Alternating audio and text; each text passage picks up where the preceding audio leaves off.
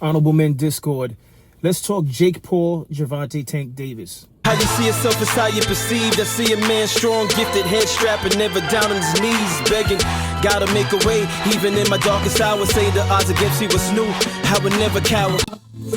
As always, welcome back to another episode. If you haven't already, hit that like button and hit that subscribe button. Tell a friend to tell a friend to follow the page and follow all platforms. Follow X, follow Instagram, follow TikTok, but especially follow YouTube. Let's get straight to this, all right?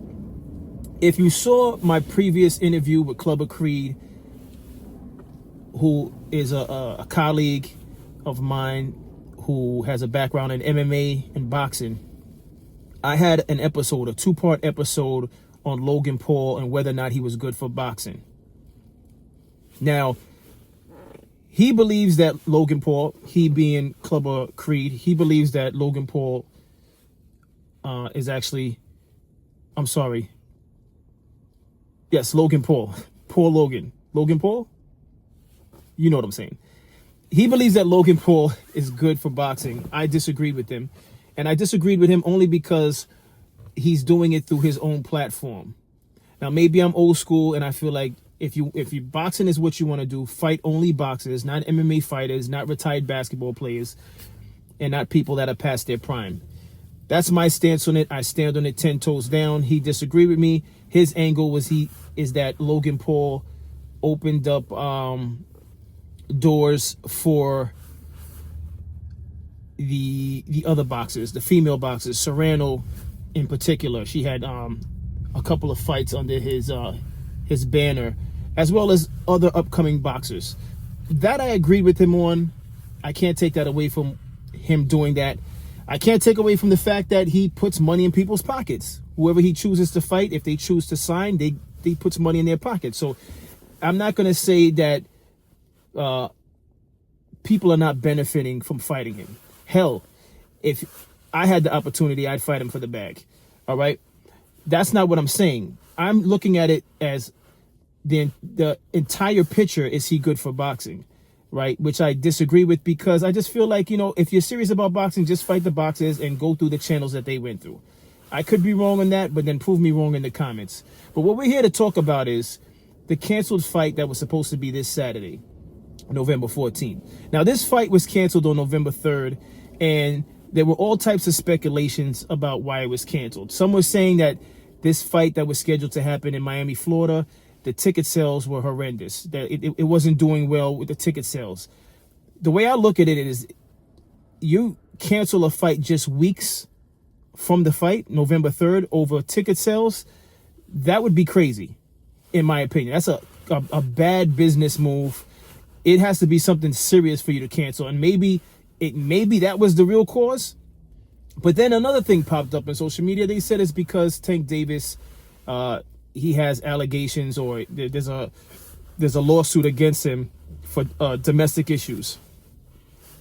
I almost didn't even discuss this topic, because the last time I spoke about Tank Davis and his recent domestic issue, I spoke on it wholeheartedly in the way I saw it.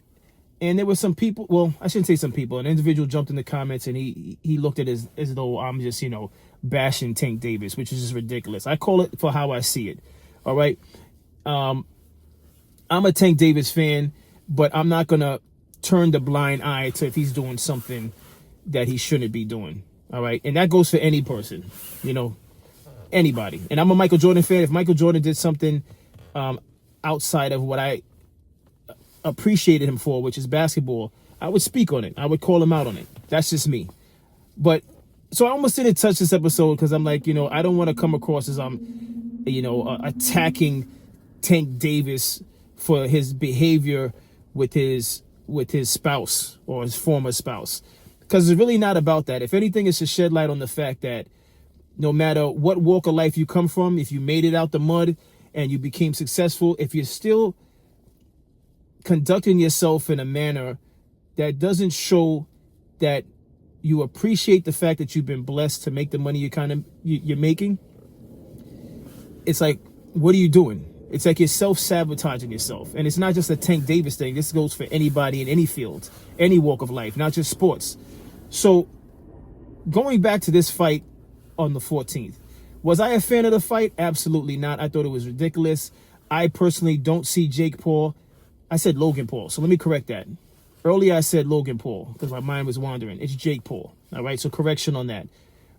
I don't see Jake Paul as a serious contender because I just think of him as someone who, you know, leading up to the fight, he does some things that I feel is a little goofy. Does he seriously train? From the videos, the leading up to the fight, the videos that they put out, it seems that he's serious about his training. I'm not going to knock him for that. But overall, I don't take him as serious as another boxer because of the people he chooses to fight. Now, had he chose to fight current boxers and people that were, you know, active at the moment, I would have more respect for him. So this has nothing to do about Jake Paul's race. It has nothing to do about his own platform, although it does have something to do about his own platform. But I wouldn't be as bothered by him fighting people on his own platform if he were fighting current contenders. All right. So let me say that. My issue with this whole cancellation, which took place on November 3rd, is that Jake Paul, here's a clip. I'm going to put up what Jake Paul had to say about Tank Davis. Jake Paul basically starts off talking about how Tank Davis is a bad... He's unprofessional, right? He said he's unprofessional. He went on to say this guy doesn't show up to things on time.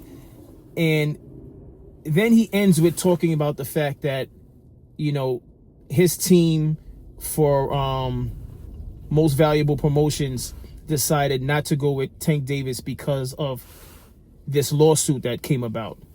I don't know which one to believe, because if it's about that, just speak on that. There's no need to speak about whether or not he's unprofessional because you're not going to fight the man. If your organization, if your brand, your promotional company, if they decide not to go forward with the fight on the 14th, just speak as to why they're canceling that. There's no need to go on social media and continue to throw dirt on his name, even though the dirt may have been created by him. He might have some involvement in the creation of that dirt. There's no reason to go on X and rant about Tank Davis and his flaws and then end off by, we'll rant on the fact that he's unprofessional and then also turn and say that, you know, he's a woman abuser because you're trying to protect your brand and show that you value women, particularly the women boxers that you have on your undercard and that you're promoting in Serrano.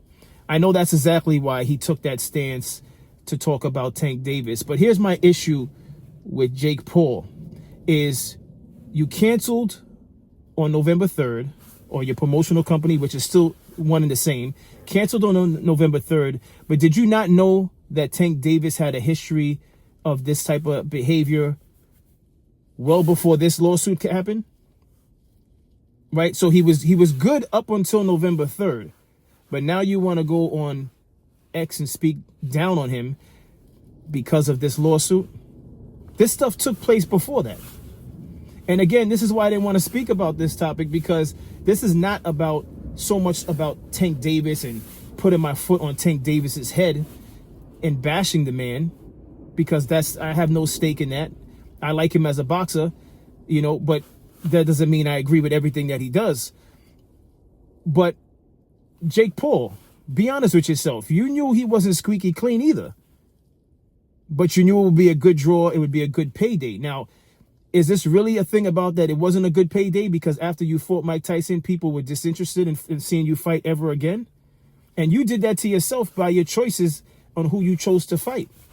Like I said, you're fighting MMA fighters that are past their prime. They're retired. They have no real background in boxing. Even though they know a little bit of boxing, that wasn't their skill set. That wasn't their go-to. They're more specialized in groundwork and grappling moves, right? But you fought MMA fighters because of their name. You fought Nate Robinson because of his name. He was a basketball player. Yeah, he might have picked up boxing for a couple months or maybe a few years, but he's nowhere near an actual active boxer. So I call it spade a spade. Jake Paul, how are you complaining on social media about Tank Davis's unprofessionalism? And you knew that this man wasn't squeaky clean. Now, you could act as though you wanted to see past that and you thought he moved on and became a better man based on what? How do you know that he became a better man? And this goes back to my episode that I did last on Tank Davis, where the person jumped in my comments and thought I was bashing Tank Davis. All I'm trying to say, for all men in general, if you know you have some tendencies that are not right, it's up to you to work on them. Point blank, period. We want women to be accountable. We also have to be accountable for ourselves. And this is not me pandering to women, because that's not what this episode is about. I'm just calling it for what it is. I know personally things that I need to work on. And if I'm not working on it, then I can't blame anyone else but myself. So Tank Davis, I don't know whether or not he's been working on whatever issues he's dealing with, whatever demons, like I've mentioned before. But Jake Paul, you can't put the spotlight on him as if he's a villain when you knew he had a certain way of conducting himself outside of the ring. That's what I think about this. Now he's also going as far as, excuse me one moment. Now he's even going as far as arguing with Francis Ngannou. But this one, Jake Paul, I don't blame you for this. Francis Ngannou, now that this November 14th fight was canceled, Most Valuable Promotions is looking for a substitute fighter. Now, obviously, they're not going to fight this Saturday, November 14th. They're looking to set something up for December because they had a lot riding on this Tank Davis fight. They're looking for new opponents. Now, at the time of this recording, they don't have a new opponent, so I don't know if by the time this episode drops, there's a new opponent. But I'm just going to speak on Francis Ngannou. Francis Ngannou, he spoke on the fact that Most Valuable Promotions reached out to him to potentially fight Jake Paul, and he spoke about it as though he was, excuse me one moment. He spoke about it as though he was actually insulted by them reaching out to him, because he doesn't see Jake Paul as a contender. And because of that, because he decided to speak on the fact that Most Valuable Promotions reached out to him, Jake Paul decided to respond to him on X. And these are the things that Jake Paul had to say about Francis Ngannou. So I have it posted up right now so you could take a look at it, take a read. You could pause the video so you could read it further, or you could just go to X and look it up for yourself. Go to Jake Paul's X and read what he had to say to Francis Ngannou. And then Francis Ngannou replied back like, "Stay in your lane. You basically do deserve a beating for speaking like this." But listen, I don't blame Jake Paul for responding to Francis Ngannou, because Francis Ngannou disclosed something that was private. It was a business transaction that they were trying to line up. So I don't fault Jake Paul for speaking the way he spoke to Francis Ngannou, because at that point the gloves are off. You're now insulting. Excuse me. You're now insulting my brand by telling the public that you're insulted by my brand reaching out to you. Francis Ngannou, you didn't have to say that. You didn't have to publicly say that. You could have just turned it down. And like I said, I call it spade a spade. I'm going to call it for what it is. Francis Ngannou, you did not have to say you were insulted by receiving a business call about a proposed fight. There's no reason to be insulted. All you have to say is all you have to do is decline, as you did. But you chose to speak on it, so Jake Paul did what Jake Paul does, and he's a man at the end of the day, so he decided to speak on it, and I don't fault Jake Paul for that at all. I don't. Now, that's all I have to say to this. Jake Paul, find a boxer and fight the boxer in December, and I'm good on that. And fight somebody who's actually, still in their prime, still youthful, and could actually go toe-to-toe with you round and round.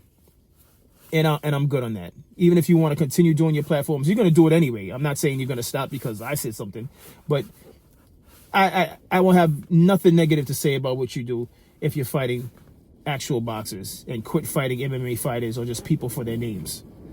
But that's my thoughts on this. What is your thoughts on this? As always, I appreciate everyone for tuning in. If you haven't already, hit that like button, hit that subscribe button, and I'll see you in the next episode. Stay honorable.